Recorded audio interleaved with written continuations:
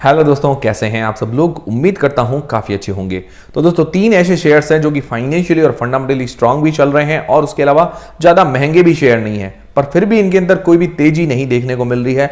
लगातार उन शेयर्स के अंदर गिरावट हो रही है। तो पहला तो शेयर का नाम है डीसीएक्स सिस्टम का शेयर, दूसरा नाम है एलिन इलेक्ट्रॉनिक्स का शेयर, तीसरा नाम है के फिनटेक का शेयर। तो इन तीनों शेयर्स के अंदर गिरावट हमें देखने को मिल रही है। तो क्या कारण है इनकी गिरावट का और आगे हमें क्या करना चाहिए वो हम जानेंगे इस वीडियो के अंदर। उसके अलावा इनका Q3 का जो रिजल्ट आया है वो भी हम देखेंगे तीनों कंपनीज का, और आगे हमें क्या करना चाहिए वो सारी चीजें इस वीडियो के अंदर क्लियर करेंगे।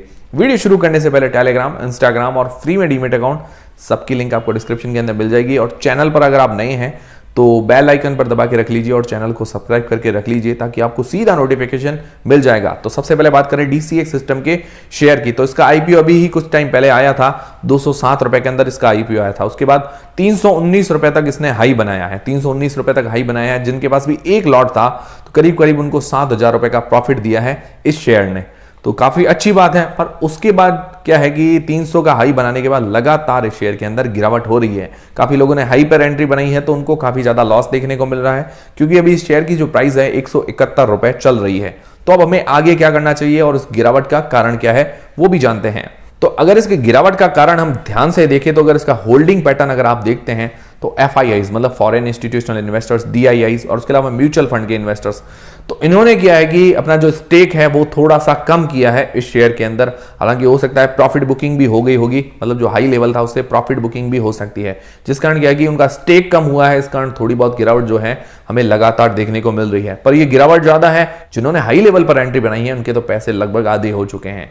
तो ये तो हो गया इसके गिरावट का कारण। अब थोड़े इसके पॉजिटिव पॉइंट्स भी देख लेते हैं। तो अगर इसके फाइनेंशियल्स को हम देखें तो पिछले 2 साल के अगर फाइनेंशियल्स देखते हैं तो रेवेन्यू प्रॉफिट के अंदर साल दर साल ग्रोथ है, तो ये काफी अच्छी बात है। और उसके अलावा FY23 के Q3 का अगर रिजल्ट देखें, दिसंबर 2022 का अगर रिजल्ट देखें तो वो भी काफी अच्छा आया है। अगर क्वार्टर ऑन क्वार्टर बेसिस पर देखते हैं तो उसके रेवेन्यू के अंदर ग्रोथ देखने को मिली है और उसका प्रॉफिट जो है लगभग दुगुना हो गया है। सितंबर क्वार्टर से दिसंबर क्वार्टर में इसका प्रॉफिट दुगुना हो गया है। पर एक चीज है कि ईयर ऑन ईयर बेसिस पर देखिए, दिसंबर 2021 से लेकर दिसंबर 2022 के बीच में देखिए तो रेवेन्यू के अंदर थोड़ी सी गिरावट है और इसके अलावा प्रॉफिट के अंदर भी थोड़ी बहुत गिरावट देखने को मिली है। पर ओवरऑल देखें तो पिछले 2 क्वार्टर से काफी अच्छा रिजल्ट हमें देखने को मिला है। ओवरऑल रिजल्ट FY23 के अंदर काफी अच्छा आया है। और दोस्तों, इसका प्राइस टू अर्निंग्स रेशियो देखें तो 25 का प्राइस टू अर्निंग्स रेशियो है। इंडस्ट्री का पी अगर देखें तो 37 का है।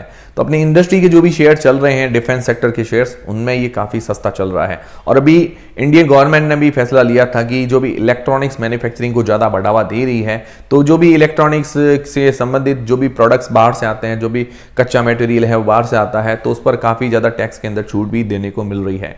और ये कंपनी जो है इलेक्ट्रॉनिक्स मैन्युफैक्चरिंग करती है डिफेंस सेक्टर के लिए, इंडिया के अंदर भी, और फॉरेन डिफेंस कंपनीज है उनके लिए भी। और अभी इसके हाथ में इन हैंड 2,500 करोड़ रुपए के ऑर्डर हैं और उसका मार्केट कैप 1656 करोड़ रुपए का है। तो अपने मार्केट कैप से भी ज्यादा इसके पास ऑर्डर हैं, तो ये काफी अच्छी बात है इस कंपनी के लिए। स्मॉल कैप कंपनी है, ज्यादा इफेक्ट हो जाती है क्योंकि अभी मार्केट जो है स्टेबल नहीं है, अदानी की शेयर्स भी स्टेबल नहीं है, बाकी सारे शेयर्स पर भी इफेक्ट पड़ रहा है। तो स्मॉल कैप कंपनीज पर ज्यादा इफेक्ट पड़ता है। और मैंने गिरने का कारण आपको बता दिया, FIIs, DIIs और म्यूचुअल फंड के द्वारा ज्यादा जो स्टेक है वो थोड़ा थोड़ा करके कम हुआ है।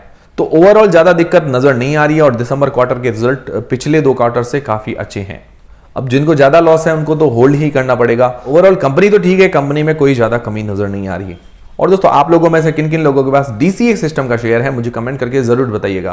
अब डीसीएक्स सिस्टम को या तो हम एवरेज कर सकते हैं या अब इसके चढ़ने का वेट कर सकते हैं, इसके अलावा हमारे पास कोई भी ऑप्शन नहीं है। फिर दोस्तों, एक और आईपीओ आया था एलिन इलेक्ट्रॉनिक्स का आईपीओ, जो कि 247 रुपए के अंदर आया था। उसके बाद क्या है कि जब इसका आईपीओ ओपन हुआ था तब डिस्काउंट के साथ ही ओपन हुआ था, 245 रुपए पर ओपन हुआ। पर उसके बाद लगातार इस शेयर के अंदर गिरावट ही देखने को मिल रही है। और अगर इसका ग्रे मार्केट का प्रीमियम हम देख रहे थे, उस टाइम ग्रे मार्केट के अंदर काफी अच्छी डिमांड चल रही थी और अपने जो पीयर कंपटीटर्स हैं उनसे सस्ती वैल्यूएशंस पर आया था, तो भी इस शेयर के अंदर ज्यादा ग्रोथ नहीं देखने को मिली है। और उसके अलावा इस शेयर के अंदर लगातार गिरावट ही देखने को मिल रही है। और अगर इसके Q3 का रिजल्ट देखें तो वो भी कुछ खास नहीं आया है। क्वार्टर एंड क्वार्टर बेसिस पर भी देखें तो रेवेन्यू के अंदर गिरावट है और ईयर ऑन ईयर बेसिस पर भी देखें तो रेवेन्यू के अंदर गिरावट देखने को मिल रही है। प्रॉफिट के अंदर भी सेम ही है, क्वार्टर एंड क्वार्टर बेसिस पर और ईयर ऑन ईयर बेसिस पर गिरावट देखने को मिल रही है।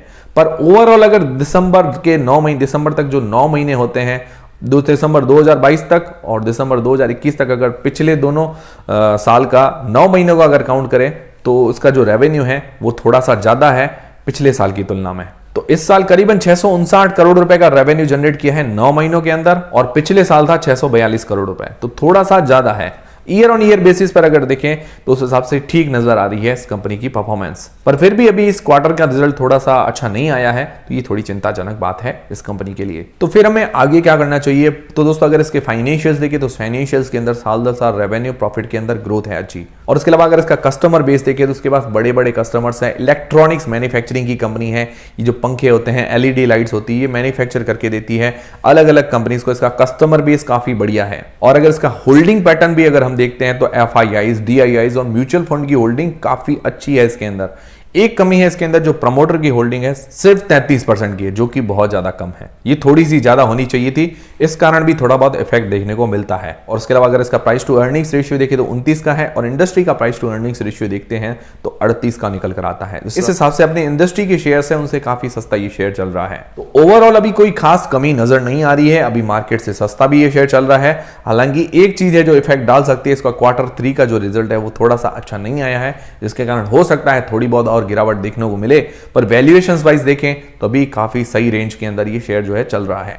अब जो लोग होल्ड करके बैठे हैं, जिनको नुकसान है, तो देखिए दोस्तों, स्मॉल कैप जो भी कंपनीज होती है, जब भी गिरावट आती है, जब भी शेयर मार्केट स्टेबल नहीं होता है, तो स्मॉल कैप कंपनीज पर सबसे ज्यादा इफेक्ट होता है।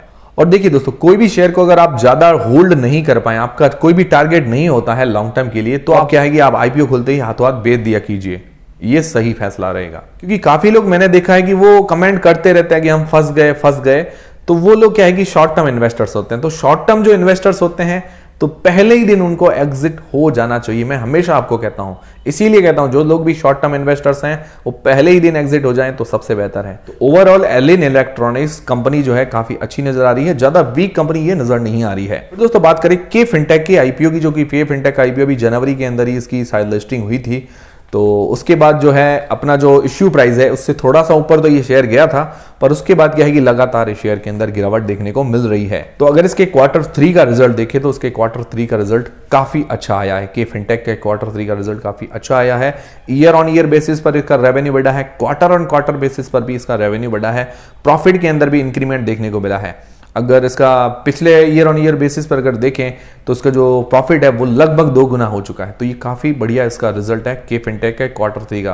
तो इसके बाद मुझे लगता है कि अभी ये जो एक ही लेवल पर चल रहा है, 310 320 के आसपास के लेवल के आसपास ये लगातार चल रहा है। तो अब हो सकता है जो इसका रिजल्ट अच्छा आया है उसके बाद इसके अंदर तेजी देखने को मिल सकती है के फिनटेक के शेयर के अंदर। और दोस्तों आप लोगों में से किन किन लोगों के पास के फिनटेक का शेयर है मुझे कमेंट करके जरूर बताइएगा। दोस्तों ये था तीनों शेयर का एनालिसिस। ओवरऑल तीनों ही शेयर काफी मजबूत नजर आ रहे हैं, और अभी देखा जाए तो मार्केट अभी स्टेबल नहीं है। FIIs की होल्डिंग हर शेयर से अभी देखा जाए तो बहुत ज्यादा कम हो रही है। FIIs लगातार स्टेक सेल कर रहे हैं, जिस पर थोड़ा बहुत इफेक्ट पड़ता है। मतलब सबसे ज्यादा इफेक्ट जो है स्मॉल कैप कंपनीज पर पड़ता है। ये तीनों ही कंपनीज स्मॉल कैप कंपनीज है, जिसके कारण इफेक्ट हमें देखने को मिल रहा है। तो या तो अभी इस सिचुएशन के अंदर हमें वेट करना चाहिए मार्केट स्टेबल होने का, या एवरेज करना चाहिए। जो भी डिसीजन लेना है तो अपनी रिस्क और अपना एनालिसिस लगा के लेना है। तो उम्मीद करता हूं हमारा वीडियो, हमारी जानकारी आपको काफी पसंद आई होगी। अगर पसंद आई है तो वीडियो को एक लाइक जरूर करें, चैनल को सब्सक्राइब कर लें। मिलते हैं दोस्तों अगले वीडियो के अंदर। टेलीग्राम, इंस्टाग्राम और फ्री में डीमेट अकाउंट सबकी लिंक डिस्क्रिप्शन के अंदर है। मिलते हैं दोस्तों।